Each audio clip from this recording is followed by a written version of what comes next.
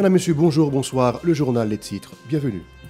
Un patient exécuté, Médecins sans frontières MSF suspend temporairement ses activités à Turgeau à l'est de la capitale. Le Premier ministre Ariel Henry a reçu jeudi les membres du corps diplomatique en sa résidence officielle à Musso dans le cadre de la cérémonie de salutation officielle pour la période des fêtes de fin d'année. Les déplacés hébergés au local de l'École nationale Caroline Chevreau continuent de réclamer l'accompagnement des autorités face à l'acuité de la crise socio-économique.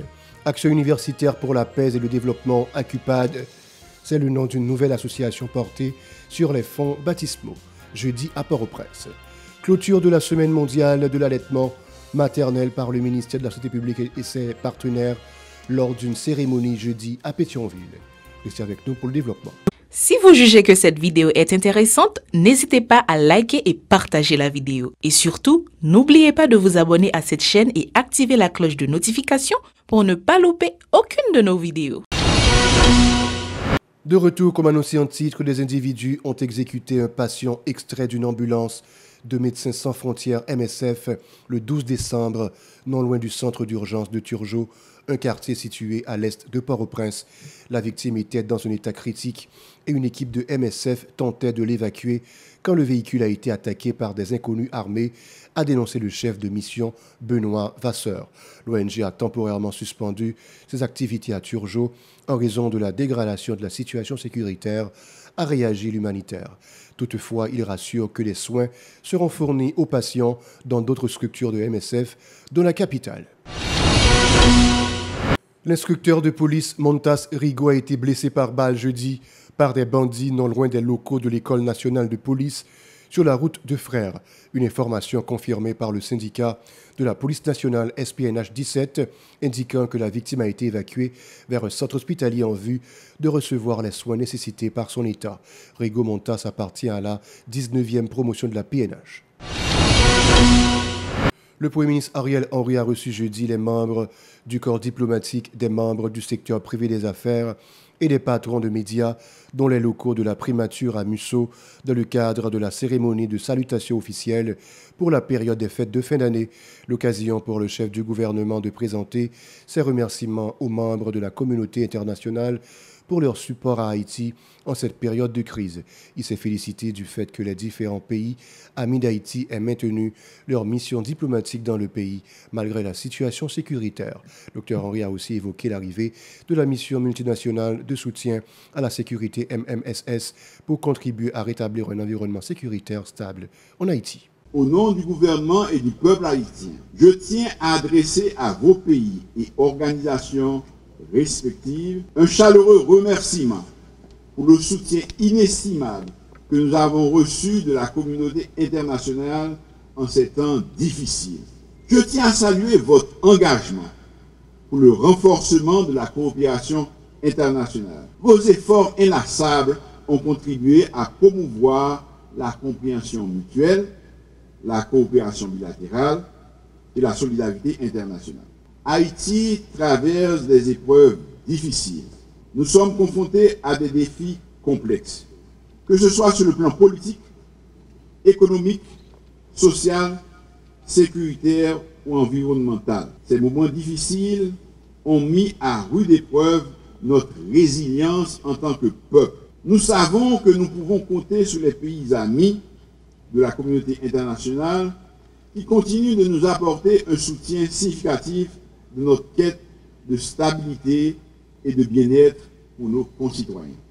Je vous demande de transmettre aux dirigeants de vos pays et de vos organisations nos remerciements pour avoir gardé ouverts vos ambassades, vos consulats et vos bureaux, malgré les défis posés par l'insécurité et les aléas du quotidien. Nous sommes convaincus que nous vaincrons bientôt le spectre de l'insécurité avec l'aide de la mission multinationale de soutien de la sécurité. Par ailleurs, Dr Henry s'est adressé aux membres du secteur privé des affaires et aux patrons des médias indiquant que la situation économique était particulièrement difficile. Au cours de cette année, il a toutefois salué la contribution du secteur privé à l'augmentation des recettes douanières et promis le renforcement du partenariat secteur privé-public en vue de construire un avenir meilleur pour tous les citoyens. Suivez. Je reconnais que l'année qui touche à sa fin a été remplie d'obstacles et d'épreuves.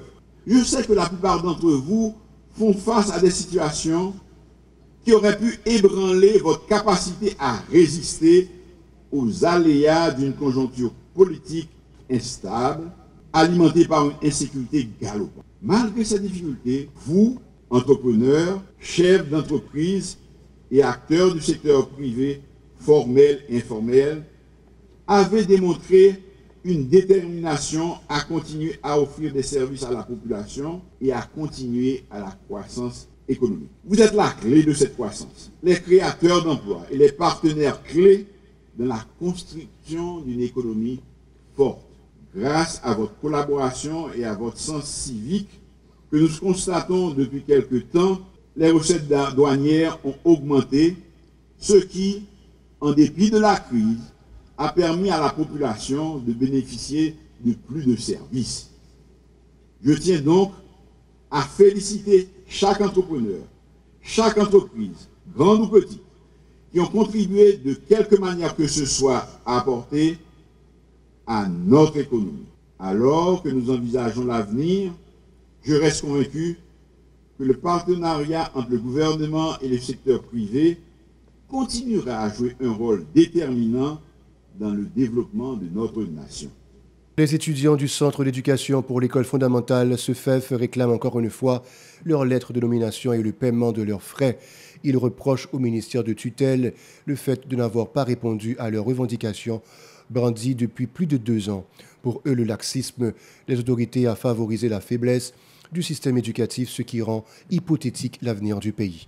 Écoutons les propos de Sédoïne Félixa, secrétaire générale du collectif du CEFEF, au micro de Véron Arnaud et Marie-Carmel Auguste. Nous constatons, et pendant les dernières années, notamment 2 dernières années, il y a un ensemble de dérives, que nous n'avons pas envie de les dérives, mais nous avons plus envie de relayer insouciance ou bien volonté manifeste même que l'État, particulièrement le ministère de l'Éducation nationale, gagne pour, et on est capable de dire, descendre le niveau système éducatif là.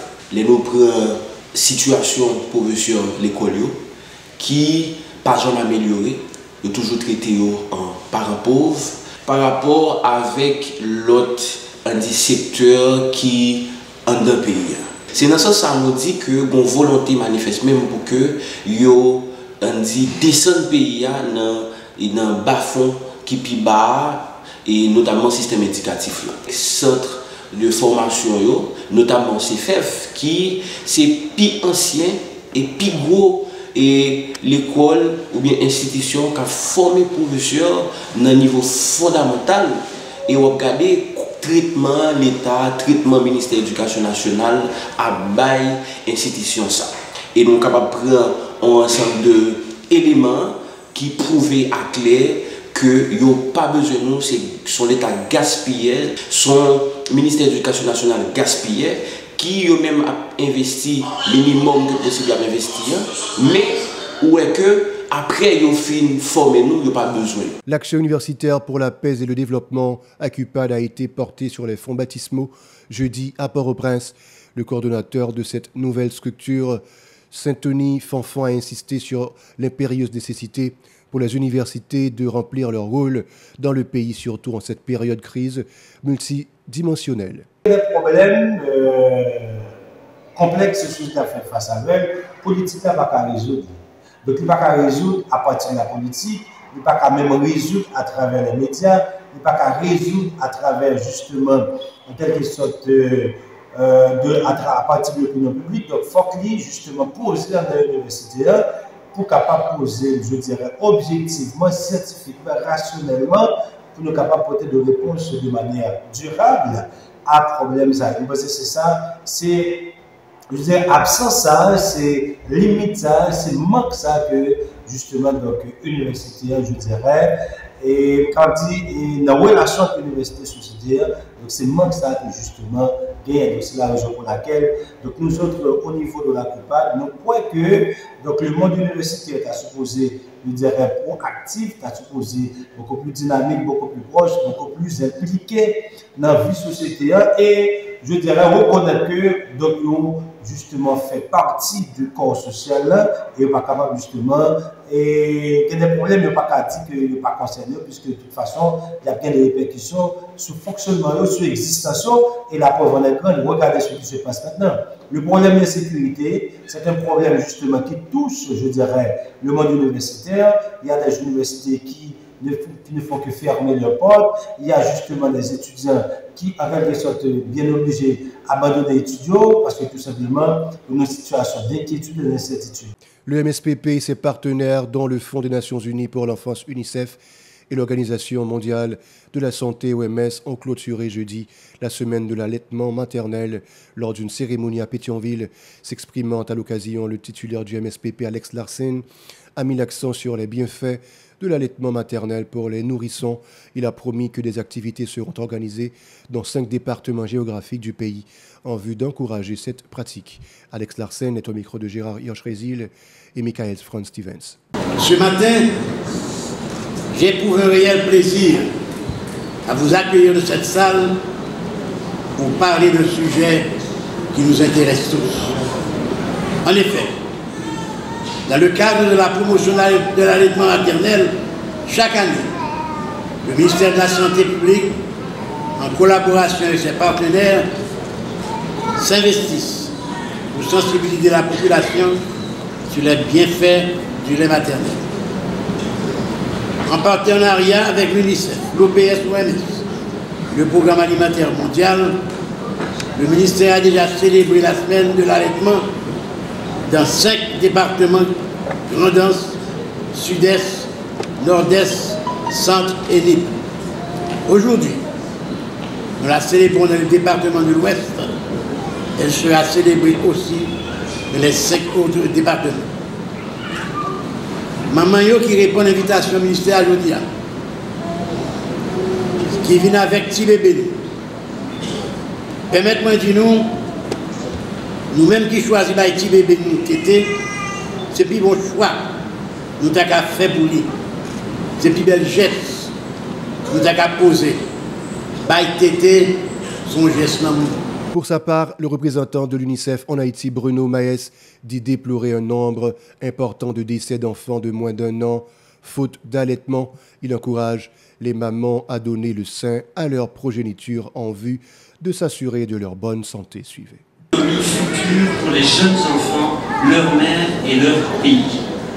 Selon les mêmes évidences scientifiques, environ 600 000 décès d'enfants de moins de 5 ans liés à la diarrhée et à la pneumonie par an peuvent être attribués au fait de ne pas allaiter selon les recommandations de l'OMS et de l'UNICEF.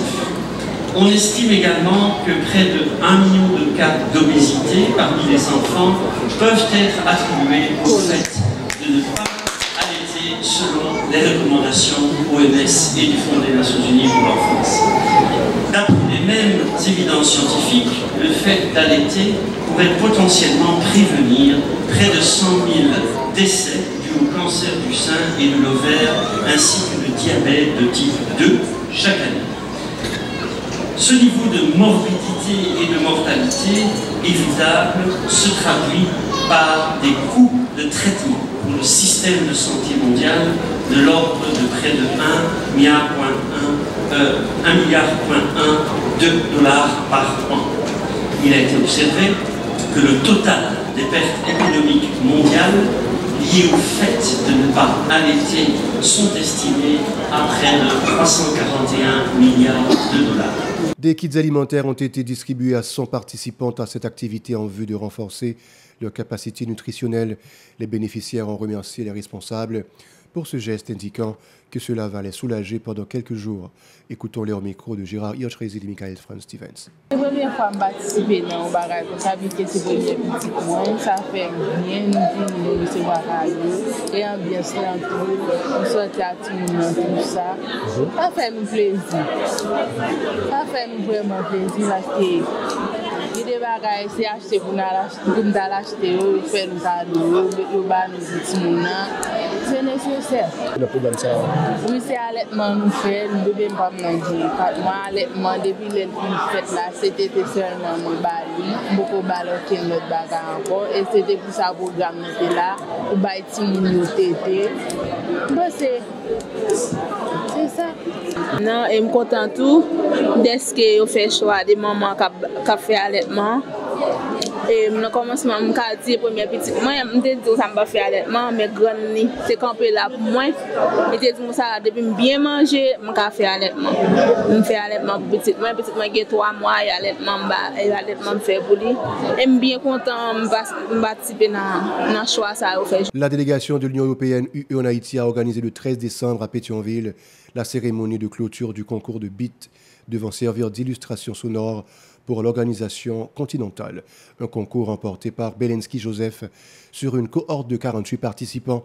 Selon le chef de la délégation de l'UE en Haïti, Stefano Gatto, cette initiative visait à mettre en relief le talent des jeunes dans un pays où les valeurs s'effritent de plus en plus.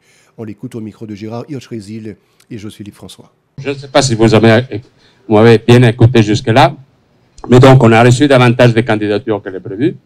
C'était un peu une expérience pilote. On s'est lancé dans quelque chose. En fait, moi, je ne savais pas exactement, jusqu'il y a 30 secondes, qu'est-ce que c'était un beat. Donc, je pense que les beats d'aujourd'hui vont être bien plus intéressants. Alors, l'idée derrière, justement, c'est ce qu'on cherche constamment, qui est la fusion, la rencontre, l'amitié et la proximité entre nos peuples. Si lointain dans la géographie, si lointain pour l'histoire, ou peut-être dans le passé, en ayant eu une histoire pas trop magnifique ensemble. Mais quand même, l'idée d'associer une pièce musicale qui est connue pratiquement par tous, l'hymne à la joie, c'est quand même, il est aussi l'hymne de l'Union européenne, mais surtout, c'est une grande pièce musicale d'un grand auteur. De son côté, le regagnant de ce challenge, Belensky Joseph, s'est félicité de cette initiative. Il invite les jeunes à s'adonner à leur domaine de prédilection en dépit de toutes les difficultés qu'ils peuvent rencontrer sur leur parcours. Bonsoir. Pour être franc avec vous, je ne m'y attendais pas. C'est sûr que j'ai été fier de ce que j'ai réalisé, mais la concurrence, franchement, il y avait beaucoup de participants. Donc, une salutation distinguée aux membres du jury, aux membres de la délégation, aux médias et à toutes les personnes ici présentes. Tout d'abord, je tiens à remercier l'Union européenne pour cette initiative qui a permis de mettre en avant la potentialité des beatmakers haïtiens. Et aussi à féliciter la production des finalistes qui ont été sélectionnés. Pour moi, ça a été un plaisir et un challenge de participer à ce concours. Cela m'a permis de sortir de ma zone de confort. Et je tiens aussi à remercier les membres du jury qui ont eu la lourde tâche d'évaluer le travail de chaque participant. Leur expertise et leur discernement ont donné une valeur supplémentaire à ce concours. Merci encore pour cette reconnaissance prestigieuse. Cela signifie énormément pour moi. Cela me motive à poursuivre ma passion avec encore plus de détermination. Et pour finir, je tiens à encourager les jeunes, surtout ceux qui sont en Haïti, à poursuivre leur passion et à être disciplinés dans ce qu'ils font. Encore une fois, merci. Voilà, c'est la fin du journal. Merci de l'avoir regardé. Restez avec nous pour la suite de la programmation.